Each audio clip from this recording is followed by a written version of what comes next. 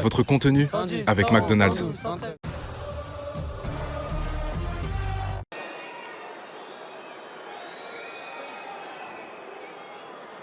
Nice traverse sans doute l'une des crises les plus graves de son histoire, tant dans les résultats que dans les coulisses. Franck Hez, proche du départ durant la semaine, est toujours sur le banc des Aiglons qui pouvaient tenter de se relancer enfin à domicile avec la réception du SCO Angers. Les Niçois d'abord crispés en début de partie, moins d'1 minute 30 au chronomètre, et déjà une occasion pour les Angevins sur ce centre de Belkdim. C'est Sidiki Chérif qui est tout proche de le reprendre. Le jeune attaquant angevin préféré à Prosper Peter à la pointe de l'attaque du SCO. Les Niçois qui vont réagir ensuite dans la foulée. Quelques instants plus tard, un beau déboulé de Tom Loucher. Seul Sofiane Diop est dans la surface de réparation, mais il est touché par son milieu de terrain. La frappe de Sofiane Diop passe au-dessus du but d'Hervé Kofi. Lui qui avait marqué 5 buts au mois d'octobre n'a plus marqué depuis cette date. Les Angevins qui exploitent ensuite les espaces laissés par les Niçois en contre-attaque. Ici Sidiki Chérif qui prend le meilleur sur Djoumaba et Amins Baye, qui tombe sur un Yevan Diouf bien inspiré.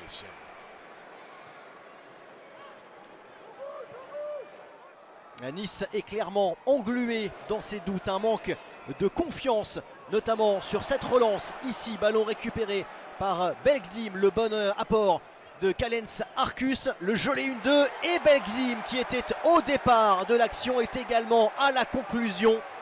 Les Angevins qui profitent parfaitement de cette mauvaise relance niçoise dans l'axe. Derrière, l'action est limpide et la passe décisive de Kalens Arcus superbe. Nice est mené 1-0 à la pause. Les Niçois forcément déçus, nerveux également au retour des vestiaires, à l'image de cette intervention de Tom Loucher sur Jacques Ecomier. Monsieur Stinat donne d'abord un carton jaune au milieu de terrain niçois. La sanction sera ensuite logiquement alourdie après l'assistance de la vidéo. Le carton jaune devient un carton rouge. Mené 1-0, les Niçois vont finir cette rencontre en infériorité numérique. Angers va d'abord en profiter sur le coup. Très belle occasion à venir pour les Angevins. Le centre de Amins Baye, ballon qui va revenir vers Jacques Ecomier, tout heureux. La parade absolument décisive de la part de Yevan Diouf devant sa ligne. L'action se poursuit. Yevan Diouf, encore une fois décisif, qui évite le naufrage aux Aiglons. On va le revoir sur le ralenti. Superbe parade, quasiment à bout portant du portier niçois devant Jacques Ecomier.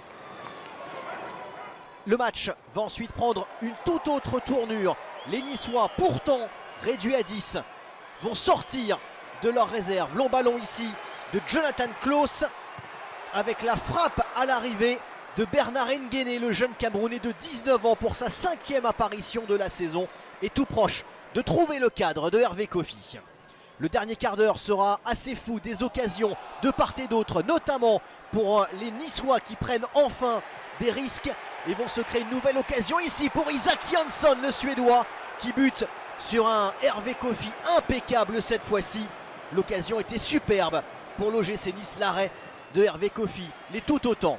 Les Niçois continuent d'appuyer sur l'accélérateur en fin de partie et vont se créer encore une occasion grâce à un revenant, Tanguy Ndombele, entré en cours de jeu en seconde période, lui qui n'avait plus joué depuis le 16 février 2025. Nouvelle belle opportunité pour les Aiglons, mais Hervé Kofi était inspiré dans cette fin de rencontre. Nice s'incline finalement 1-0 et perd un 7e match consécutif, toute compétition confondue, et glisse dangereusement au classement.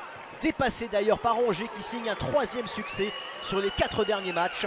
Le SCO se donne de l'air sur la zone rouge, tout le contraire de Nice, toujours en apnée, et qui ira chez le leader Lens pour son dernier match de Ligue 1 avant la trêve.